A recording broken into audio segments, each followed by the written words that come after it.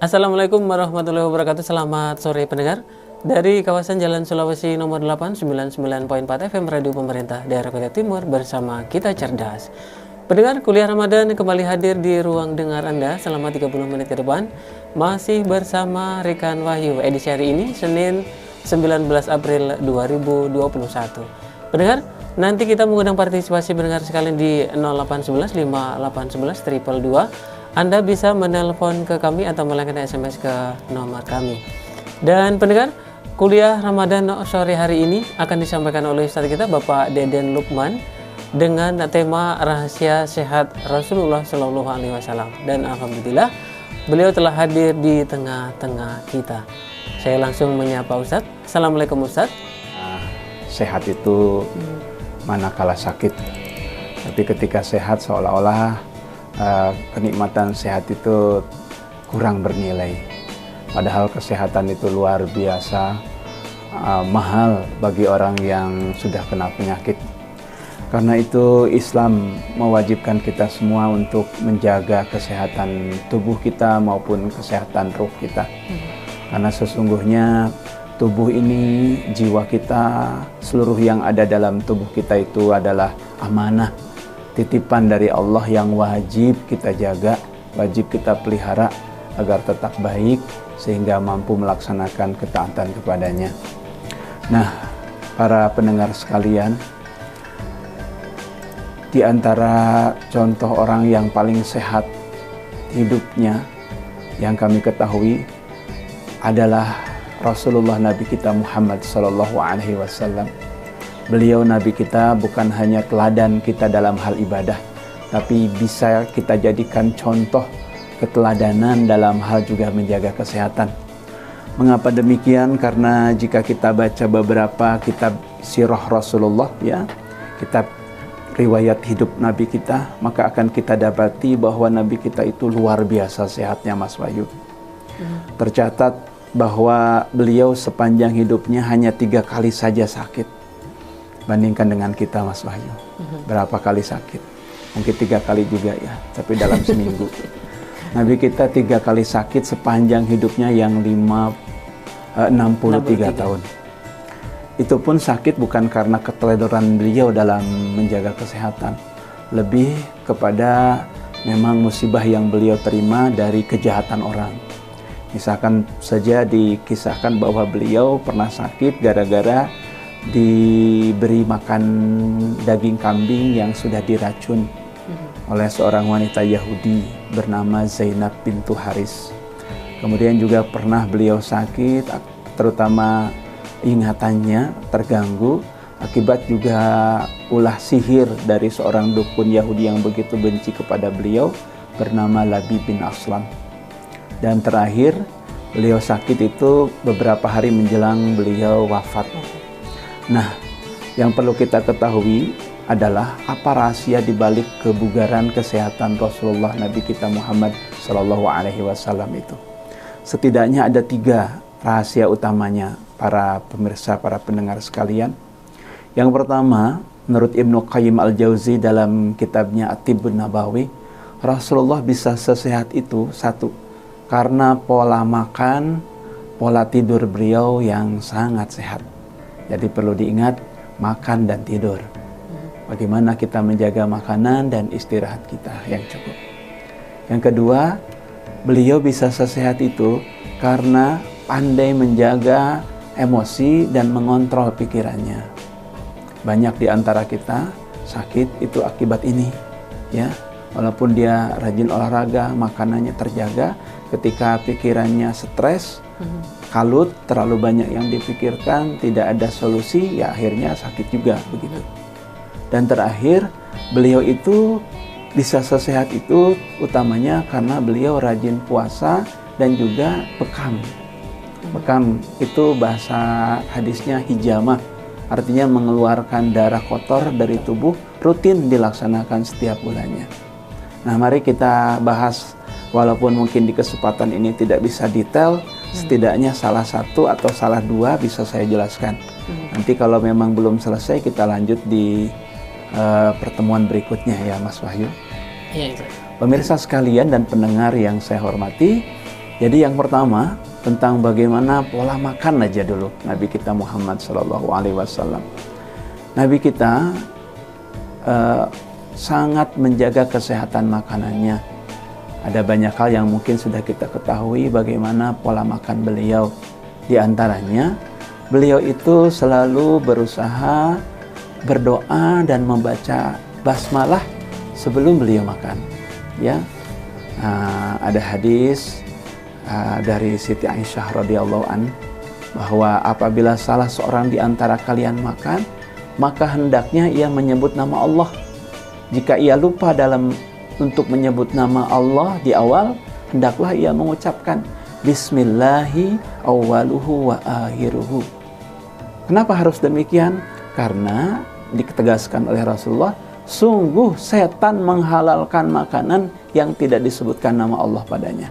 Jadi jangan sampai kita lupa membaca Bismillah ketika kita makan. Dan kalaupun lupa, boleh ketika ingat baca tadi Bismillahi awwaluhu wa akhiruhu. Yang kedua, yang mungkin jarang kita ketahui para pemirsa, para pendengar sekalian, adalah makan buah dulu baru makanan berat. Nah ini banyak di antara kita, termasuk mungkin juga saya ini, seringnya terbalik. Makan berat dulu baru buah. Padahal yang dilakukan Nabi dan diajarkan Allah adalah kebalikannya. Silahkan dibuka surat Al-Waqi'ah ayat 21-20. Allah mengabarkan kepada kita tentang kebiasaan ahli surga. Wa fakihatin mimma yatakhayyarun wa lahmi tayrin mimma yashtahun. Dan buah-buahan dari apa yang mereka pilih, dan daging burung dari apa yang mereka inginkan. Jadi ahli surga itu biasa makan buah-buahan dulu, baru kemudian daging-dagingan. Dan itu cocok dengan apa yang disampaikan para ahli kesehatan hari ini. Ketika kita makan buah, itu lebih dapat mengontrol konsumsi nasi yang berlebihan. Kalau kita kenyang makan buah, kan otomatis nasinya jadi sedikit berkurang. Gizi buah yang dimakan setelah nasi akan sulit terserap maksimal. Buah yang dimakan setelah makanan berat akan membusuk di perut. Buah yang dikonsumsi saat perut kosong dapat menghasilkan energi baru yang lebih cepat. Luar biasa. Padahal Rasulullah tidak belajar nih ilmu nutrisi seperti ini. Tapi apa yang beliau ajarkan luar biasa, sama dengan apa yang ditemukan para ahli di zaman ini. Yang berikutnya soal makanan, Rasulullah itu mengajarkan kepada kita sederhana dan seimbang dalam makanan. Ya, bahwa ada kisah dulu seorang tabib, seorang dokter Yahudi berencana buka klinik di Madinah. Ya, apa yang terjadi setelah sekian bulan dia membuka operasi kliniknya, ternyata tidak ada yang datang. Bahkan beliau keliling untuk mencari siapa yang sakit di antara warga Madinah. Tidak didapati, memang tidak ada yang kemudian sakit, semuanya sehat luar biasa. Ketika dia bertanya, apa rahasianya penduduk negeri ini luar biasa sehat-sehat? Mereka mengatakan, Nabi kami mengajarkan kepada kami untuk tidak makan kecuali kami lapar dan berhenti sebelum kami kenyang. Ajaran yang luar biasa bagaimana kita mengontrol makanan, tidak berlebih-lebihan dan proporsional. Maka dari itu perlu kita ketahui di antara makanan minuman yang disukai Nabi adalah beliau sangat suka air putih. Ya, jadi bukan Sprite atau Coca-Cola ya Mas Wahyu. Air putih adalah minuman yang paling disukai Nabi. Beliau juga sangat suka mengkonsumsi rutin madu dan kurma. Ya. Jadi kalau ada iklan apapun makanannya, minuman adalah atau berbukalah dengan yang manis. Maksudnya bukan berbuka dengan gula ya, nah, tapi berbukalah dengan kurma, gitu ya. Nah, kemudian juga minyak zaitun, ini juga salah satu nutrisi atau makanan yang disukai Rasulullah Shallallahu Alaihi Wasallam. Dan yang paling terakhir soal makanan ini, Nabi kita mengajarkan kita untuk selalu menjaga kebersihan makanan dan minuman. Nabi sallallahu alaihi wasallam naha ayat nafas fil ina aw yanfakh fi. Dikatakan bahwa Nabi melarang kita untuk bernapas di dalam gelas atau meniup isi gelas. Jadi jangan ketika kita minum panas airnya kita tiup. Karena kita tahu dengan ilmu kesehatan, ilmu biologi hari ini, ketika kita meniup air di gelas itu karbon dioksida dari mulut kita atau dari udara hembusan kita itu menjadi mengotori makanan atau minuman itu. Luar biasa. Nah, inilah secuplik tentang terapi kesehatan ala Rasulullah bagian pertama soal makanan. Belum soal tidurnya, belum soal kemudian juga kebiasaan-kebiasaan sehat beliau lainnya seperti puasa dan juga bekam begitu ya. Namun nampaknya cukup dulu demikian, nanti kita lanjutkan dengan diskusi. Terima kasih. Bagus, Ustaz. Terima kasih pengantar terkait tema perkesempatan sore hari ini, Ustaz. Dan pendengar, kami masih mengundang partisipasi pendengar sekalian di 0811 5811 222. Anda bisa menelpon ke kami atau melayangkan SMS ke nomor kami. Cara mungkin lebih tepatnya cara mengendalikan, Ustadz. Yeah. Kalau kita pengen mencontoh cara makan Rasulullah terkait dengan beragamnya makanan yang ada di Indonesia ini, Ustadz. Terlebih panganan di masa Ramadan ini kan cukup variannya cukup lumayan banyak, Ustadz. Yeah.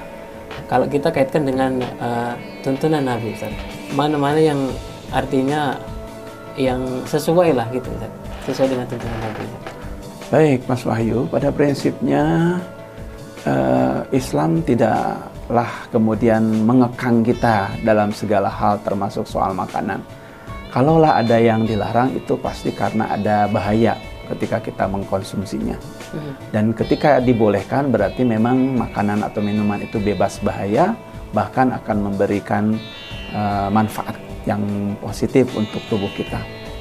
Nah, prinsipnya, standarnya yang Islam ajarkan kepada kita adalah makanlah minuman yang halalan thayyiban. Jadi ada dua standar minimal yang harus kita perhatikan. Satu, halalan, artinya halal, artinya bebas dari keharaman. Makanan itu betul-betul dibolehkan oleh agama kita, tidak ada yang melarangnya, gitu ya. Baik Quran maupun hadis, maupun fatwa ulama. Yang kedua, tidak cukup saja halal, tapi usahakan juga thayyib. Thayyib itu bukan yang 3 kali puasa, 3 kali pulang, tidak pulang-pulang. Itu bang thayyib ya. Nah, thayyib yang dimaksud adalah yang berkualitas. Kalau makanan berarti yang bergizi, ya, yang memiliki manfaat yang banyak buat tubuh. Nah, itu namanya thayyib. Jadi pastikan makanan minuman yang kita konsumsi yang halalan thayyiban itu, ya, dan hindari yang halal tapi kurang thayyib. Apalagi yang haram, begitu kan? Ada satu lagi, yang syubhat. Syubhat itu tidak jelas kehalalannya, antara halal atau haram. Nah, kita harus menghindari segala yang meragukan seperti ini agar selamat. Nah, Islam mengajarkan kita, termasuk tentu saja Rasulullah, untuk senantiasa menjaga makanan kita ini halalan thayyiban. Kenapa? Karena makanan ini jangan disepelekan, berpengaruh besar untuk segalanya, termasuk untuk ibadah kita. Ya, saya katakan begitu karena Rasulullah tegaskan, innallaha thayyib la yaqbalu illa thayyib. Sesungguhnya Allah itu suci, bersih, tidaklah menerima apapun dari hambanya kecuali yang suci dan bersih pula. Dikisahkan oleh Rasulullah, ada seorang pemuda yang menangis-nangis berdoa kepada Allah, memohonkan ampunan untuk dia, gitu ya. Namun apa yang terjadi? Allah menolak doa ini. Kenapa? Karena ternyata pakaian yang dia kenakan ada yang berasal dari rezeki yang haram.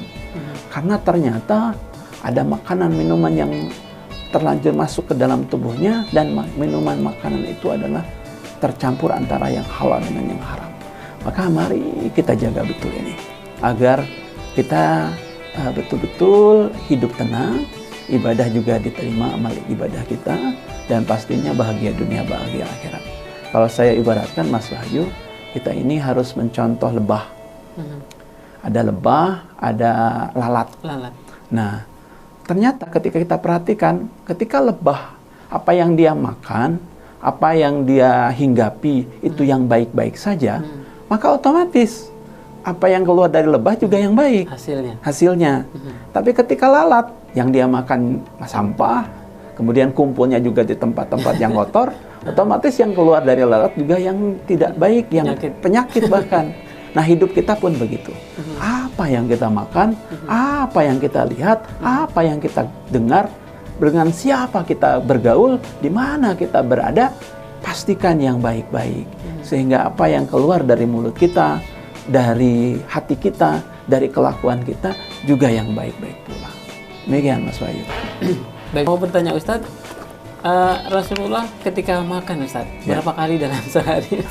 Apakah mungkin ada hadis atau mungkin ada petunjuk yang lain gitu Ustadz? Saya tahu yang jelas Rasulullah itu bukan orang yang banyak makan atau sering makan. Ya. Mohon maaf dengan mungkin segala kekurangan ilmu saya tidak atau belum mendapati bahwa Rasulullah makan 3 kali sehari gitu ya seperti kita. Seperti kita. Ya. Yang penting yang saya tahu adalah beliau makan dengan cukup, tidak berlebihan, bahkan cenderung kurang kalau yang saya dapati dari hadis-hadisnya. Bagaimana Rasulullah itu berbuka hanya dengan beberapa butir kurma saja, gitu ya, Allahu Akbar. Bagaimana beliau itu kalau makan dengan menggunakan 3 jarinya. Nah, karena yang beliau makan kurma. Beda kalau yang beliau makan tulang, susah itu atau daging gitu ya, pasti menggunakan jari yang banyak.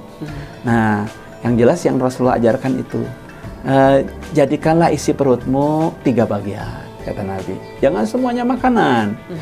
Sepertiga bagiannya untuk makanan, sepertiga bagiannya untuk air, sepertiganya untuk udara. Artinya seimbang, tidak berlebih-lebihan. Tadi mungkin konsep sederhananya, berusahalah atau makanlah terutama ketika kita kenyang, dan berhentilah sebelum makanlah ketika kita lapar, dan berhentilah sebelum kita kenyang, sehingga tidak terlalu berlebihan. Jangan kebalikannya. Seperti apa Ustaz? Baik. Untuk menjaga kesehatannya Ustaz. Baik. Wah, pertanyaan luar biasa nih. Ya, luar biasa puyeng jawabannya. Nggak, insya Allah bisa menjawab. Baik Mas Wahyu, jadi Rasulullah itu meskipun beliau berpuasa, produktivitas ya beliau dalam bekerja, dalam berkarya, bahkan berjihad tidak berkurang sama sekali. Artinya kita tidak dapati bahwa Rasulullah malas-malasan saat berpuasa. Jangan kemudian kita telan mentah-mentah kalau ada ustadz menjelaskan soal hadis, katanya naumus shaim ibadah, bahwa tidurnya orang berpuasa itu ibadah. Pertama hadis itu hadis yang dhaif, yang lemah, ya, tidak bisa dijadikan acuan. Yang kedua, tidur seperti apa yang bisa jadi ibadah? Tidur yang bisa jadi ibadah itu tidur kalau untuk mempersiapkan diri untuk ibadah, dan itu pun tidak boleh terus-terusan. Jangan kayak Bah Surip dulu kan. Habis tidur bangun lagi, habis bangun tidur lagi, itu bolak-balik ya. Nah, kalau itu mah malas, malah jadi dosa kitanya. Nah, maka yang diajarkan Nabi setelah yang pertama tentu sahur itu adalah ajaran Rasul. Yang membedakan puasa kita dengan puasa umat-umat sebelumnya adalah soal sahur itu, ya.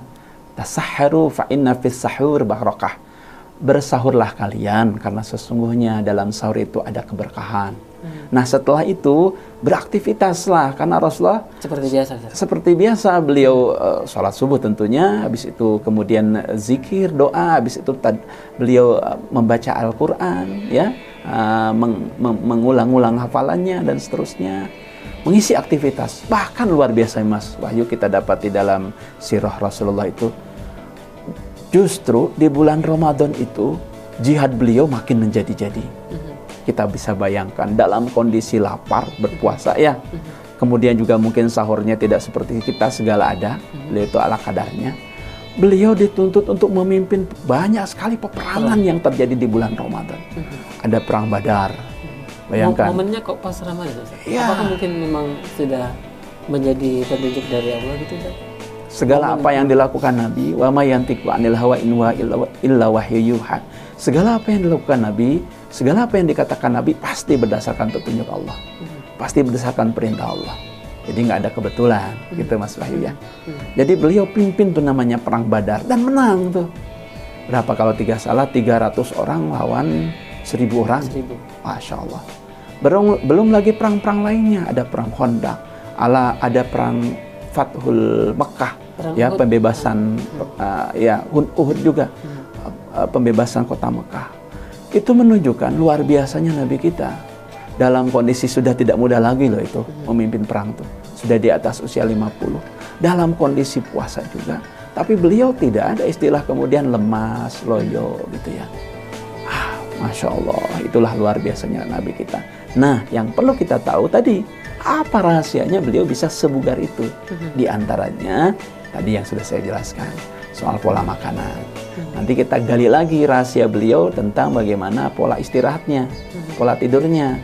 Ternyata ada beberapa kiat tidur sehat dari Nabi kita, yang mungkin kita belum tahu. Belum lagi nanti bagaimana terapi beliau agar tidak stres. Wah, luar biasa itu kita sangat butuhkan. Hari ini banyak orang stres, utamanya karena terlalu banyak mikir dan kurang zikir, intinya itu. Allah a'lam.